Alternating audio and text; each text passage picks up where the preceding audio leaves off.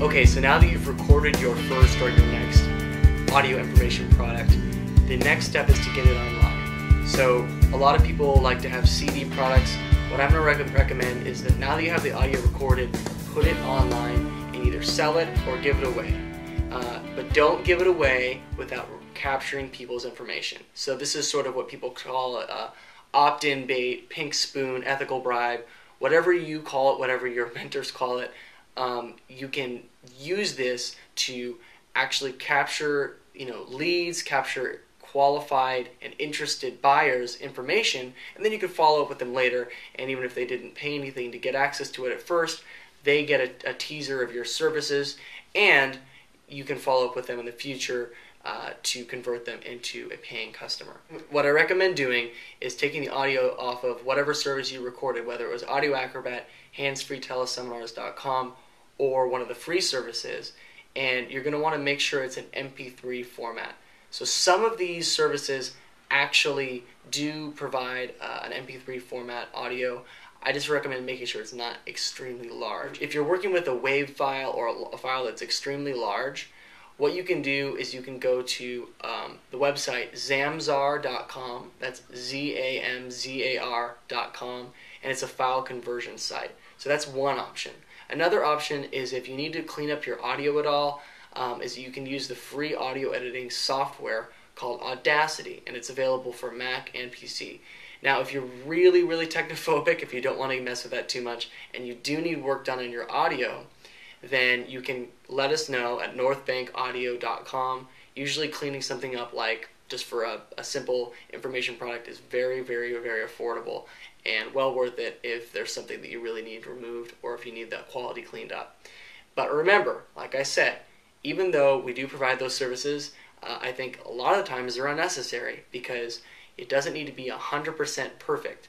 You just need to have your audio sound fairly professional and listenable, but the content is what you should really be focusing on. So once you've got the audio file ready in MP3 format, and it's not too large, I'd say probably under 20 or 30 megabytes in size, you can upload it to your website. I'm not going to get extremely technical about how to do this because I think that if you don't know how to do it already, it's probably a good idea to hire someone, whether it's a virtual assistant or a professional webmaster, to actually do this for you. So I'll just give you kind of the overlay of how it should look and how it should work, and then I'll leave it to you to figure out how to actually put it together. So the first thing is that you want an opt-in page, and basically that page is kind of like the first one you saw before you actually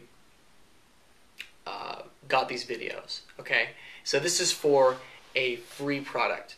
If you're doing a for sale product that's actually going to be premium, you're going to want to have a sales page. They're very similar. Usually a sales page has a bit more content, but basically it's just it's a page that sort of has a conversation with your prospective buyer or prospective prospect, and it basically just highlights what the source of pain is that you're addressing, the problems, and all those sorts of things, and then it basically addresses what the solution will be and how you will deliver it, and why you're qualified, and then just maybe some testimonials. For an opt-in page, if it's a free one, you can really just include a few bullet points, the opt-in box, and that's it.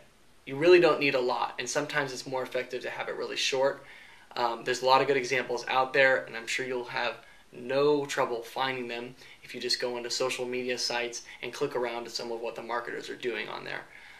For a sales page, there's a bit of a science to it, and it's a bit too in-depth for us to get into this video, but basically it's a sales conversation in text format, and you go through any objections that that potential client might have, and then you deliver, then you show what the solution is, and you sell that and then you sell that product to that client. So you can actually sell a digital product. It really depends on what your target market is and what you're offering, but I've seen people sell digital products for upwards of $200, $300, $400. For a 1 hour audio, I think it's pretty common for people to charge $47 to $147.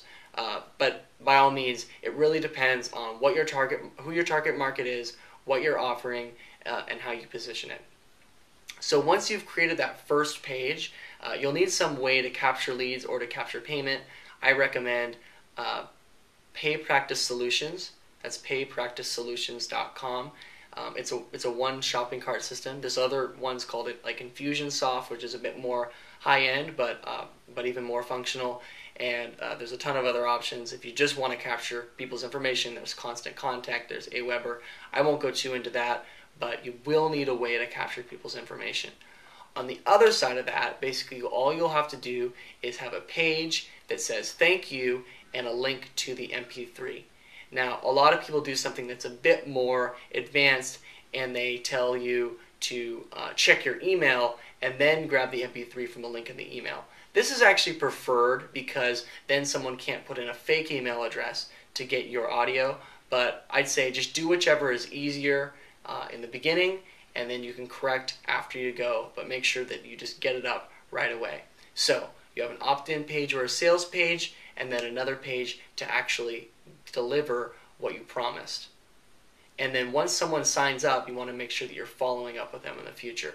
But that's really it, just getting that MP3 audio up, and then the next step is going to be how to create a physical product that you can sell, give away, whatever it might be. You can even use it sort of as a hefty business card when you go to events. So I'll see you in the next video.